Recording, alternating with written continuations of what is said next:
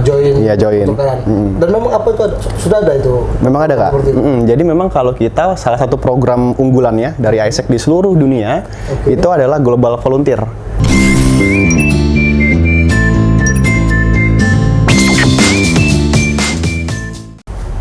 Assalamualaikum warahmatullahi wabarakatuh. Masih bersama saya Tresno Rusli dalam programnya Podcast Cukup Pedas. Podcastnya Palpers Official yang bisa kalian saksikan di YouTube channel. Dan seperti yang pemirsa lihat, pada podcast episode yang kali ini suasana kita sedikit berbeda seperti podcast sebelumnya. Dan untuk narasumbernya juga ini sangat berbeda seperti podcast sebelumnya. Suatu perkumpulan pemuda kreatif, pemuda inovatif, dan tercatat sebagai mahasiswa terbaik di Universitas Sriwijaya yang tergabung dalam organisasi dunia bernama AIESEC. Siapa dia? Langsung saja kita sambut Mas Marcelio. Halo semuanya. Halo bro. Halo Kak. Jadi kalau pemuda itu terkenal dengan semangat, dengan apa? Menggebu-gebu lah jiwanya. Menggebu-gebu jiwanya seperti itu kan. Oke, jadi kalau di AIESEC itu saya sebagai local committee vice president dari Departemen External Relation atau Business Development, atau bahasanya ketua partnership lah mungkin. Ketua partnershipnya. Ketua partnership AIESEC di Unsri. Di Unsri, cabang Unsri. Karena yang aku tahu Mirsa, dari AIESEC ini memang bermarkas di Kanada. Di Kanada, yes. Organisasi tingkat dunia ya. Iya, tingkat dunia. Ada 128 negara. Kurang lebih di 120 negara di dunia. Salah satunya di Indonesia. Oke, baik. Nah, itu untuk AIESEC secara umum nih, Bro. Kalau AIESEC di Unsri sendiri, seperti apa itu? Dan mungkin sebelum kita melanjutkan ke kegiatan di Unsri, AIESEC itu apa nih, Bro? Oke. Jadi Marcel jelasin dikit, kalau AIESEC itu sebenarnya adalah sebuah NGO atau organisasi yang independen, tidak mencari keuntungan. Kita adalah yang bersifat tidak memihak siapapun, kita tidak memihak ke pihak siapapun. Jadi memang kita berdiri secara sendiri, dan tujuannya dari AIESEC itu sebenarnya adalah mengembangkan potensi-potensi dari para seluruh anak-anak muda di seluruh Indonesia, spesialnya adalah di Sumatera Selatan, karena kasusnya adalah AIESEC in Unsri, kayak gitu. Dan kita sendiri, tujuan kita adalah jelas, kita tuh berdasarkan dari SDGs Sustainable Development Goals yang dari PBB. Jadi ada beberapa poin. Nah, kita selalu merujuk kepada poin-poin di situ. Kayak gitu. Dan juga bentuk dari apa sih sebenarnya AIESEC, mungkin orang bertanya-tanya kan. AIESEC itu sebenarnya organisasi apa sih? Jadi kita sebenarnya adalah organisasi kepemimpinan terbesar di dunia saat ini. Gitu Kak. Dan untuk di Indonesia sendiri, kita udah ada sejak tahun 1984 pada saat itu di AIESEC in Indonesia, dan berekspansi ke seluruh beberapa pulau-pulau besar di Indonesia, dan salah satunya adalah di Palembang, di Sumatera. Itu kita ada di Unsri, ada di Unila, dan ada juga di USU, kayak gitu. Di Pulau Sumatera ada tiga cabang AIESEC. Dan memang itu menggandeng universitas. Menggandeng universitas. Kalau di Sumatera kita menggandeng universitas semua. Karena yang aku tahu kalau AIESEC itu juga bukan organisasi mahasiswa. AIESEC ini kan organisasi pemuda. Memang kalau untuk di Pulau Sumatera itu di bawah naungannya universitas negeri kayak gitu. Nah, kemudian kenapa tadi saya bilang Marcelio ini sebagai salah satu mahasiswa terbaik di Unsri? Karena orang yang mendaftar AIESEC itu ribuan. Pemirsa. Jadi dan Marcelio dan teman-teman itu dengan berbagai tes yang katanya juga tes itu selama 1 bulan ya. Iya, kurang lebih selama 1 bulan prosesnya. Dan itu bisa mereka menyisihkan kawan-kawan untuk bisa masuk ke AIESEC. Nah, mungkin bisa diceritain pengalaman waktu bisa masuk ke AIESEC seperti apa? Oke.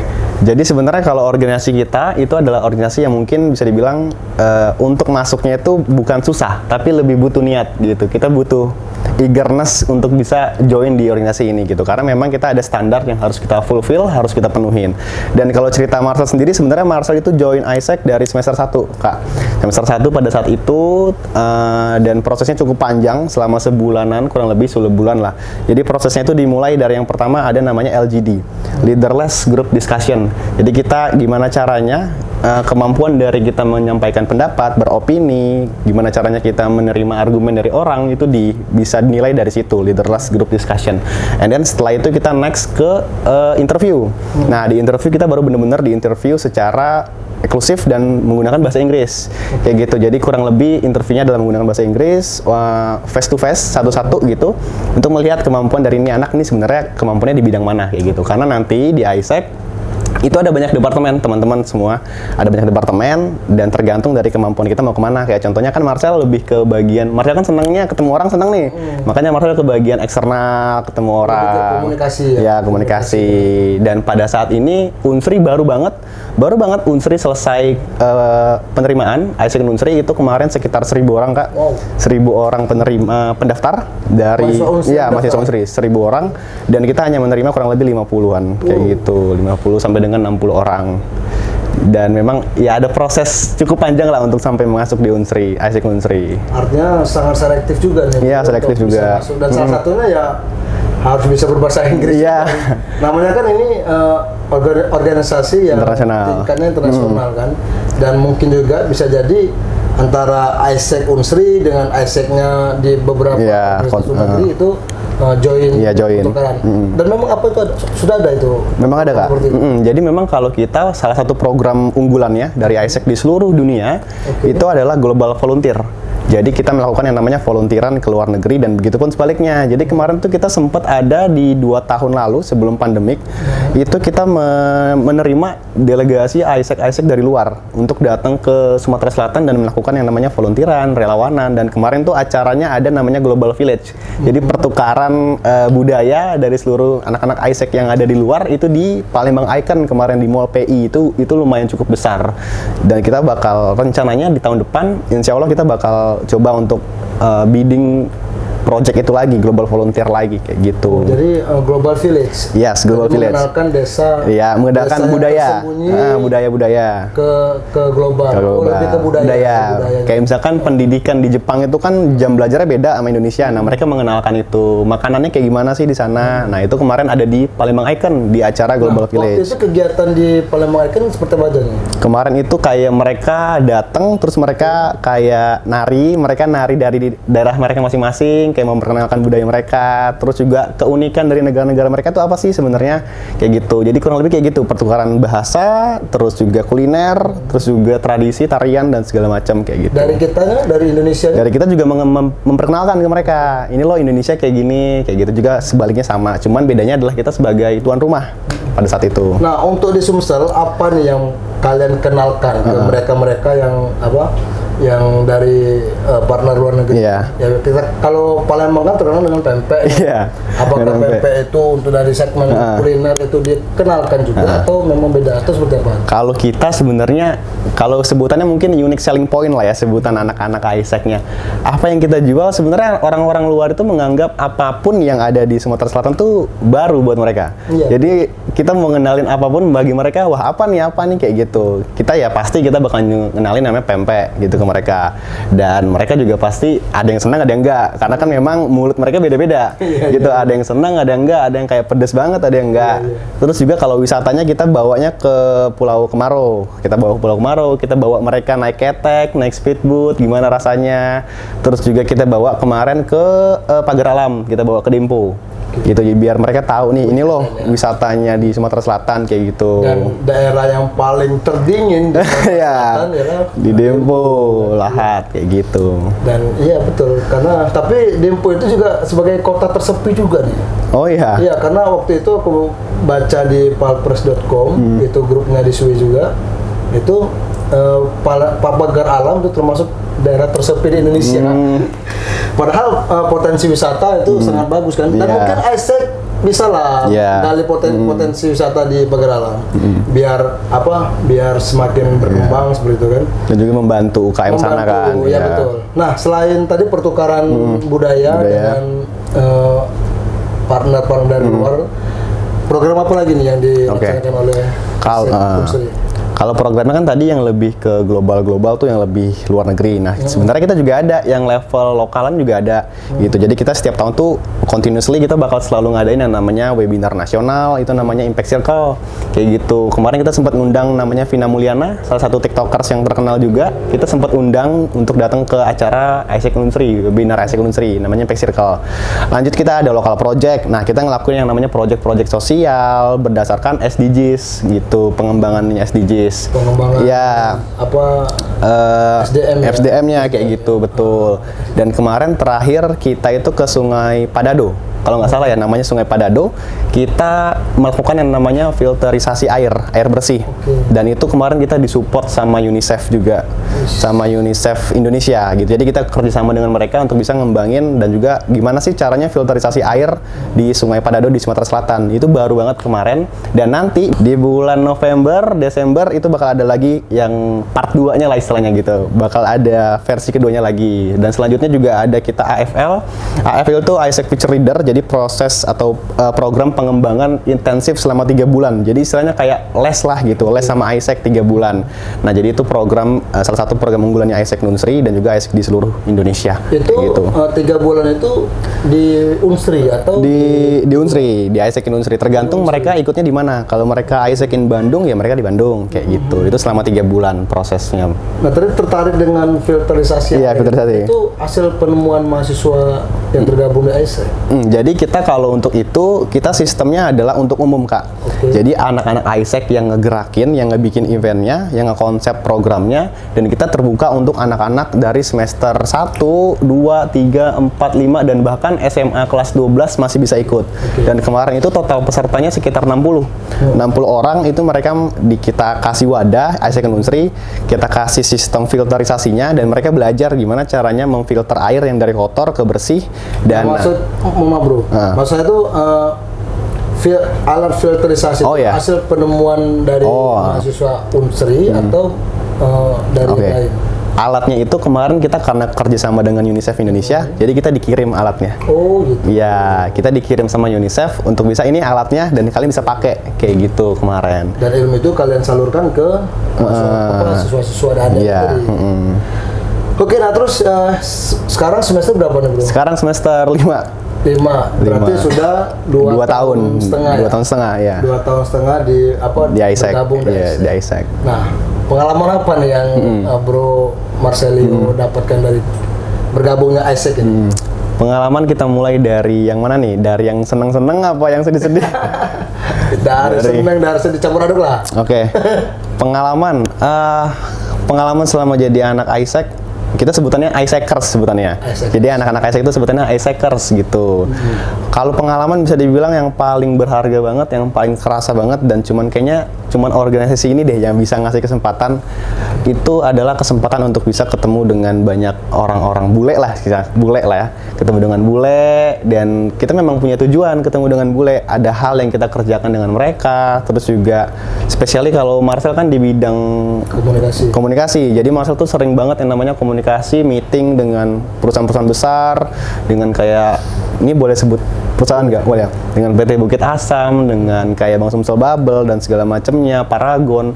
Jadi itu kesempatan yang untuk level umur Marcel kayaknya agak susah untuk dapat itu kalau nggak di Isaac kayak gitu. Nah makanya boleh banget untuk, ini sekalian promosi juga kali ya, boleh banget nanti untuk anak-anak Unsri semester 1, 2, 3, 4, 5 yang mau coba pengalaman dan bisa dapetin pengalaman itu secara eksklusif, itu bisa banget di Isaac kayak gitu. Karena untuk ukuran organisasi kayaknya agak susah untuk bisa dapat meeting dengan Paragon, dengan Dispora, dengan Dinas Pendidikan dan segala macam kayak gitu. Dan itu bisa didapatkan di Isaac. Itu yang enak-enaknya. Jelek-jeleknya. Kalau jelek-jeleknya mungkin tergantung dari gimana cara kita perasaannya ya ketika kita ngejalanin. Berat ringannya kerjaan itu kan tergantung perasaan, ya kan. Kalau kita ringan ya ringan-ringan aja. Cuman kalau bisa dibilang jelek, bukan jelek, beratnya lah ya, berat, agak cukup berat, agak ngeluh lah. Itu ketika proses Marcel naik sebagai Vice President ini, sebagai ketua ini, karena memang cukup panjang prosesnya, dan itu secara singkat aja kita tuh di interview selama 8 jam. Selama 8 jam kita di interview, dan itu full bahasa Inggris. Dan itu kita ditonton oleh seluruh anggota-anggota Isaac untuk dinilai kira-kira nih orang cocok nggak untuk jadi ketuanya kita kayak gitu. Dan pada saat itu Marcel sempat tidak memenuhi kriteria, jadi Marcel coba di ronde kedua, dan itu jadi mungkin salah satu momen terberat Marcel juga, karena memang harus 8 jam kita dan full ditanyain, full daging lah pertanyaannya kayak gitu. Jadi itu sempat ngedown lah. Sudah dicecer gitu kan, pertanyaan selama ternyata 8 jam hasilnya nggak sesuai. tapi ini bukan TSK korupsi hasilnya nggak sesuai. betul. Tapi itu cuma satu dibanding banyak yang lebih baik lah dibanding itu. Jadi kalau kalau bisa melihat penjelasan dari Marcelio ini, AIESEC ini ya bisa jadi wadah pemuda. Kalau di Sumsel itu pemuda yang tercatat sebagai mahasiswa Unsri untuk mengembangkan potensi mereka, menambah jaringan agar luas. Nah, selama 2,5 tahun bergabung di AIESEC, mungkin sudah pernah belum nih berkontribusi positif di Sumatera Selatan ini? Oke. Kalau kontribusi positif kita itu udah dari tahun 2011, karena kan kita udah ada itu dari tahun 2012. AIESEC Unsri itu udah ada 2012, jadi udah kurang lebih 11 tahun lah. Kontribusi positifnya mungkin yang bisa kita rasakan adalah kemarin local project itu juga kita salah satu bentuk nyata kalau kita itu beneran ada loh di masyarakat. Dan juga kita bentuk nyatanya adalah dengan kerjasama seperti ini. Kita kerjasama dengan beberapa media, dengan beberapa company untuk bisa menunjukkan kalau sebenarnya eksistensi dari AIESEC tuh ada, ini loh ada organisasi yang bisa mewadahi kalian. Nah ini kita beneran ada gitu. Terus juga kayak AFL dan juga beberapa program lainnya itu kita sempat selalu adakan, dan kita juga adakannya nggak sendirian gitu Kak. Kita selalu nge-gate beberapa stakeholder kayak pemerintah, kita nge-gate Dispora, terus kayak ada beberapa perusahaan, Wardah, KAF dan segala macam untuk bisa ngedukung berjalannya proses kerjasama kita kayak gitu. Jadi cukup banyak lah dari tahun 2012 itu. Dan kita mungkin kalau bisa ada cukup waktu, kita bisa tunjukkan beberapa foto-foto kegiatan kita dengan bule-bule, itu banyak banget. Nanti kameramen lah yang ngatur. Iya, dengan bule-bule itu banyak banget. Kegiatan global. Iya, banyak itu. Ada video-videonya. Oke, nah mungkin satu lagi nih, Marcel, era sekarang ini kan ya cukup pelik juga kan, di perkembangan teknologi yang begitu pesat, kemudian orang ketergantungan dengan teknologi, dan di Jepang itu informasinya kembali ke 5.0. Iya, 5.0. Artinya dengan memanusiakan manusianya lagi, jangan sampai tergantung dengan teknologi.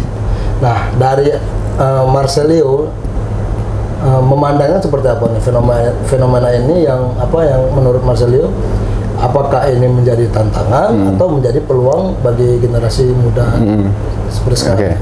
Kalau Marcel sih dari dulu ngelihatnya kita sebagai anak muda gitu ya, sebagai anak muda kalau kita cuma jalan tuh kadang nggak cukup gitu kan. Kita kadang harus emang agak lari gitu, emang harus agak berusaha dikit. Agak gilo lah. Iya, agak gilo lah. Agak gilo dikit lah itu kan. Karena kita aja di lingkungan Unsri merasa kita udah paling bagus misalkan. Ternyata ketika kita disaingkan dengan dari Jawa, dari Kalimantan, jomplang banget ternyata, kayak wah ternyata orang-orang tuh udah selari itu loh, kita masih jalan, mereka udah lari kayak gitu. Dan terkait globalisasi itu juga Marcel udah sangat paham, maksudnya udah sangat aware lah gitu, udah sadar kalau memang kalau kita cuman kuliah itu apa yang mau kita jual kayak gitu loh. Kayak Marcel tuh merasa apa lagi nih yang mau kita jual. Kalau di kuliah kan kita belajarnya akademik, tapi sebenarnya kan kita juga butuh yang namanya soft skill, hard skill yang bisa kita dapetin di luar, jaringan, networking dan segala macem. Dan itulah kenapa akhirnya Marcel mutusin untuk bisa ikut AIESEC in Unsri kayak gitu, karena Marcel udah sangat bisa dibilang inilah aware lah gitu, udah sadar lah dari dulu kalau sebenarnya zaman Papa Marcel dulu dengan zaman Marcel tuh nggak bisa disamain. Ya, mungkin mereka lulusan SD bisa jadi pengusaha, tapi kalau di tahun Marcel lulusan SD nggak mungkin, maksudnya agak kecil kemungkinan lah jadi pengusaha. Iya, kalau zaman dulu mungkin iyalah kayak gitu. Oke, jadi mungkin ya benar ya Marcel, seorang mahasiswa itu ya tidak hanya sekedar menjalankan tugas sebagai mahasiswa. Kata lain, kampus, kosan, lagi kampus lagi kosan. Nah, seperti yang Marcel bilang tadi bahwa perkembangan kita ini orang tuh udah berlari. Kalau kita tetap slow motion, ketinggalan, maka akan ketinggalan. Jadi alangkah lebih baiknya jika mahasiswa itu ikut bergabung di organisasi mahasiswa, salah satunya ya di AIESEC in Unsri. Bagi pemirsa yang ingin bergabung di AIESEC in Unsri, ini khusus mahasiswa Unsri loh. Kalau di luar Malaysia belum bisa ya? Belum bisa. Tapi mereka bisa ikut di program-programnya Isaac Industri. Oke, gitu. nah berarti masih ada kesempatan lah untuk Masih ada kesempatan. berkenalan dengan Iya, Isaac Unsri. masih bisa. Nah, bagi mahasiswa Unsri yang ingin bergabung di Isaac Unsri, ya silakan info pendaftarannya ya di layar kaca. Iya. Bisa. Baik bro, sampai di sini dulu perjumpaan Iya. kita. Wih, luar biasa. Thank you nih. juga, Perbincangan Kak. dengan Iya. orang aktif, komunikatif. Negatif. Oke baik, terima kasih. Saya Trisno Rusli. Wassalamualaikum warahmatullahi wabarakatuh. Oke bro. Thank you, Kak.